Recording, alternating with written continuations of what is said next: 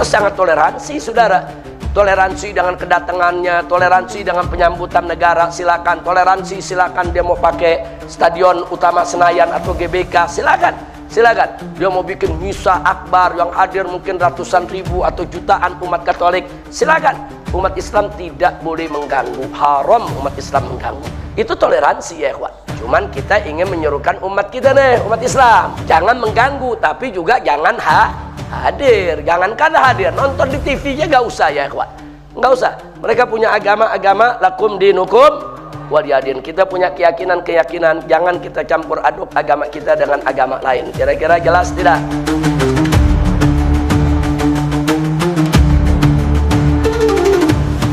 Seperti hari ini, sejak kemarin kita tahu bahwa kita kedatangan tamu pimpinan tertinggi umat Katolik sedunia, yaitu yang diberi gelar Paus Fransiskus, saudara, yang berkedudukan di Vatikan. Vatikan itu di Roma, dan Vatikan itu diakui oleh dunia, sehingga Vatikan itu walaupun dia ada di dalam negara lain, saudara, tapi tetap aja dia punya kedutaan. Ada kedutaan khusus, kedutaan Vatikan. Nah, ini sudah berlaku di seluruh dunia, kita hormati. Dan datangnya Paus Fransiskus ke Indonesia adalah sebagai tamu negara. Nah, kalau sudah sebagai tamu negara, wajib saudara untuk kita jaga keamanannya, kenyamanannya. Jangan kita membuat gaduh, jangan kita membuat kacau, jangan. Hormati beliau sebagai tamu negara kita. Tadi sudah saya sampaikan itu. Dan berita gembiranya hari ini ada, saya lihat kemarin itu ada perubahan jadwal, saudara, yang baru sekarang ini. Misa itu dirubah hari ini nih. Hari ini, kalau nggak salah hari ini ada misa. Besok Paus sudah kembali ya ikhwan. Karena memang pada prinsipnya misa itu boleh dilakukan di hari apa saja. Mau Senin, Selasa, Rabu, dan seterusnya. Hanya saja kalau misa dilakukan di Jumat pertama, itu misa agung, misa besar di kalangan umat Katolik, saudara. Nah, apapun namanya, apakah misa Jumat pertama atau misa-misa yang lainnya, umat Islam tidak boleh hadir. Nggak boleh ya ikhwan. Nggak boleh, itu karena itu murni acara ritual keagamaan, di mana misa itu acara pertaubatan bersama, acara pemberkatan bersama, acara pengarahan bersama. Untuk apa? Untuk melaksanakan misi. Ada misa, ada misi. Untuk supaya yang hadir, yang diberkati, yang diarahkan, bubar dari sana, diberikan tugas, misi untuk menyebarluaskan agamanya ke seluruh dunia. Nah, jadi misa itu semacam dia ritual agama, dia ibadah ya kawan, untuk pertaubatan dan lain sebagainya, tapi pada akhirnya diberkati untuk melaksanakan misi. Ada misi yang diberikan kepada semua yang hadir. Nah, orang yang menjalankan misi itu mencoba menyebarluaskan daripada agama Katolik ke seluruh dunia disebut misionaris.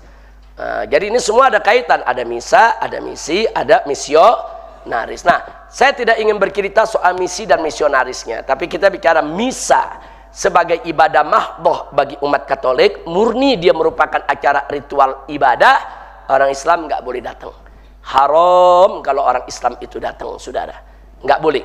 Lalu kalau ada yang nanya, lalu kalau nonton di TV, nggak perlu kita nonton ya kawan, kecuali kalau untuk kepentingan tadi tuh, kepentingan penelitian, pengawasan, jurnalistik, silakan aja dilihat, pembelajaran ya kawan. Tapi kalau untuk umum nggak, tanpa alasan-alasan syar'i yang dibenarkan, jangan ditonton, karena itu acara ritual ibadah umat agama lain.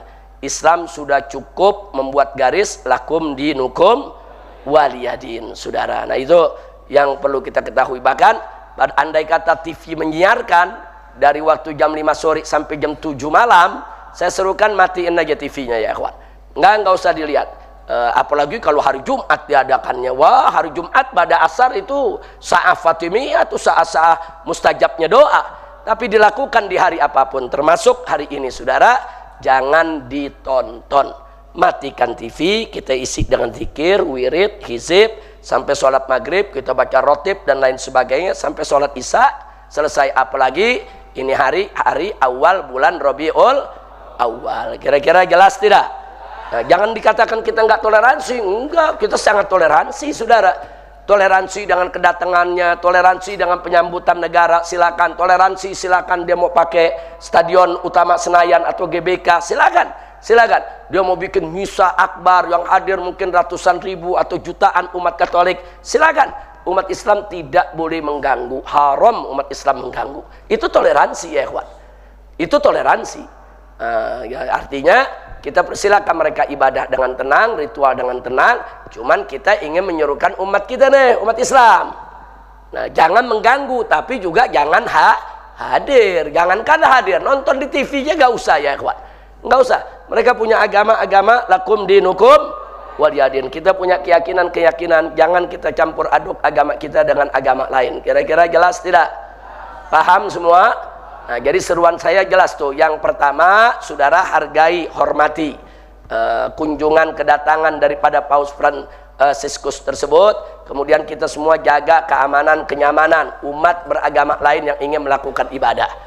Yang kedua, saudara, kita serukan umat Islam jangan ada yang menghadiri acara misa. Misa dimanapun, mau misa di gereja, mau misa di hari Senin, Rabu, Kamis, Jumat, yang namanya misa itu nggak boleh ibadah. Sama juga kita sholat, terus orang kafir mau ikut sholat kita, yang nggak boleh dong ya ikhwan.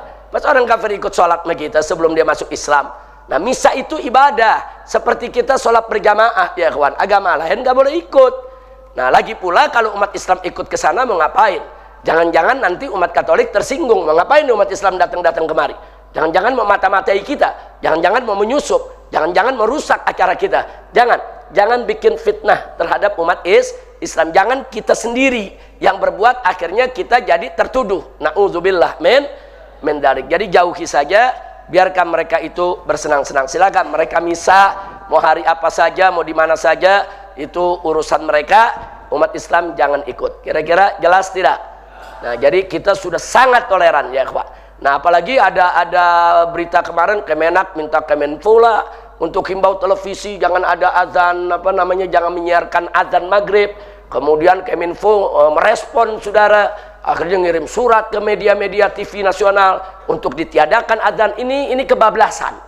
Ini kebablasan, hal yang nggak perlu saudara. Biar aja misa berjalan. TV nasional mau siarkan silakan. Nah, televisi-televisi yang sudah terbiasa puluhan tahun menyiarkan azan maghrib, siarkan aja azannya saudara. Ntar habis azan kan mereka bisa siarkan lagi. No problem. Azan berapa menit sih? Ada azan 1 jam? Ada azan 2 jam? Enggak ada. 10 menit? Kayaknya 10 menit juga kelamaan ya kuat. Azan sebentar. Kecuali kalau azan itu selama ini nggak pernah disiarkan di televisi. Ini kan udah tiap hari, udah puluhan tahun. Artinya apa? Sudah jadi kearifan lokal. Nah, kalau sudah terjadi kearifan lokal, wajib untuk kita hargai. Nah, itu yang saya maksud tadi. Jangan sampai kita ini umat Islam disuruh toleransi kepada umat lain. Tapi umat lain nggak diajarkan toleransi kepada umat Islam. Ini berbahaya. Bahkan saya baca beberapa komentar dari umat Katolik ini. Umat Katolik sendiri marah. Apa sih itu Kemenfo? Pakai nyuruh-nyuruhkan begitu, bikin umat Islam marah saja. Saya dapatin itu saudara. Ada umat-umat Katolik sendiri nggak suka. Jangan begitu dong. Ini namanya kan ngadu domba. Kami ini umat Katolik mau ketemu Paus Fransiskus, kami mau tenang, mau damai, tanpa mengganggu umat Islam. Jadi umat Katolik sendiri sebagian melihat perilaku dari Kementerian Agama dan Kementerian Kominfo, saudara, itu justru bikin gaduh. Itu justru bikin gaduh. Jadi jangan nuduh umat Islam doang nggak nolak, enggak. Hatta umat Katolik ada yang nolak, saudara.